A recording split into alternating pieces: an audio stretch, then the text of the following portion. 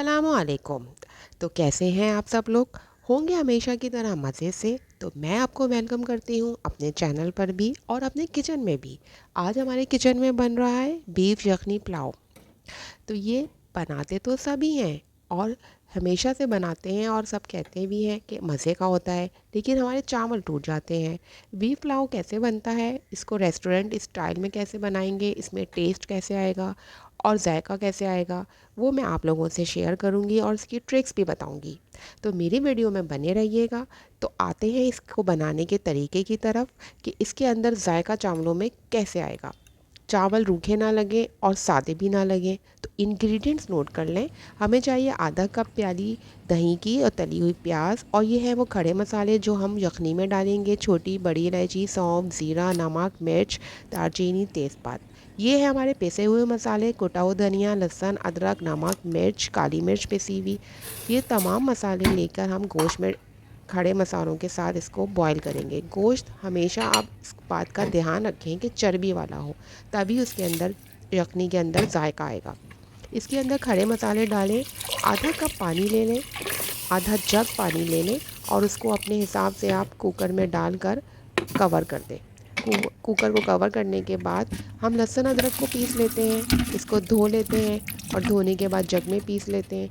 इसको मैं हमेशा ताज़ा ही बनाती हूँ, एक हफ़्ते का इससे ज़्यादा मैं रखती नहीं हूँ, स्टोर भी नहीं करती, क्योंकि इसका टेस्ट ख़राब होता है।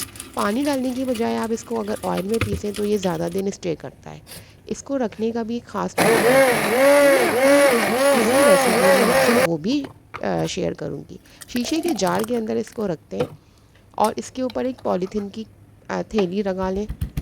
अब आते हैं हरी चटनी की तरफ, जो हम दही में डालेंगे, रायता बनाएंगे। इसके अंदर धनिया, लहसुन और कुटी हुई ये मिर्चें मिक्स कर लें, उसी जग में पीस लें तो ज़्यादा अच्छा टेस्ट भी आ जाएगा। इस चटनी को भी निकाल के साइड में रख लें और दही में ऐड करें।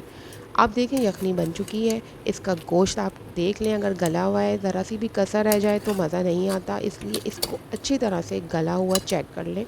चाहे तो आप किसी कांटे या छुरी की मदद से देख लें गोश्त अच्छी तरह से बॉयल हो। दूसरी तरफ आते हैं हम, यहाँ पर इसका प्याज हम लाल करेंगे थोड़े से घी में, और इसके अंदर हरी मिर्चें, अदरक और तेज़पात डालकर इसको थोड़ा सा फ्राई करेंगे। इसका हम मसाला बना रहे हैं जिसके अंदर हम चावल और यखनी ऐड करेंगे।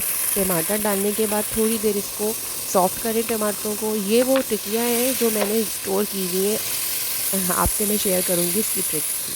दही और लहसुन डाल दें। ये लहसुन अदरक की टिक्कियाँ जो है मैं बना के स्टोर कर लेती हूँ। आलू हम लोग शौक से खाते हैं, इसलिए मैं पुलाव में डालती हूँ, आपकी मर्ज़ी आप डालें। तमाम पिसे हुए मसाले इसके अंदर ऐड कर लें। ऐड करने के बाद इसको ढक दें हल्की आंच पे, ताकि ये आलू थोड़े से गल जाएं और टमाटर भी सॉफ्ट हो जाएं। ठीक है, ये मैंने ढक दिया था पानी डालकर। चावल मैं यहाँ पर बासमती लेती हूँ, आप चाहें तो सेला ले सकते हैं, लेकिन सेला चावल तो आराम से इजी बन जाता है, टेस्ट बासमती में ज़्यादा अच्छा आता है। मेरी वीडियो अगर आपको अच्छी लगी हो तो इसको लाइक ज़रूर कीजिएगा और शेयर भी कीजिएगा। अगर पसंद आए आपको तो फिर सब्सक्राइब भी कर लीजिएगा। देखिए यहाँ पर यखनी बन गई थी, मैंने इसको ऐड कर लिया उसी मसाले के अंदर, आलू भी गल गए थे। और अब इसके अंदर हम भीगे हुए चावल डालेंगे। चावलों को डालने के बाद चमचा बिल्कुल ना चलाएं, बल्कि आप एक कपड़े की मदद से इस तरह से इसको घुमाएं तो आपके चावल कभी नहीं टूटेंगे। इस तरह से इसको ढक दें, और जब भी आपको चलाना हो, या तो स्पैचुला की मदद से या फिर आप कपड़े से पतीली को पकड़ के हिलाएं, इसके साथ आप रखें, चावल कभी आपके नहीं ख़राब होंगे। बासमती चावल नाजुक होता है इसलिए जल्दी टूटता है, सेला का तो इतना ख़तरा नहीं होता, आप इसको चला के रख सकते हैं, वो नहीं टूटता।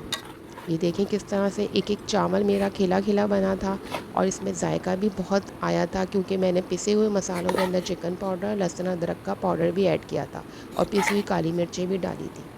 आप इस तरीके से बना के देखें, आपके चावल पुलाव बहुत अच्छे बनेंगे। Thank you for watching, bye.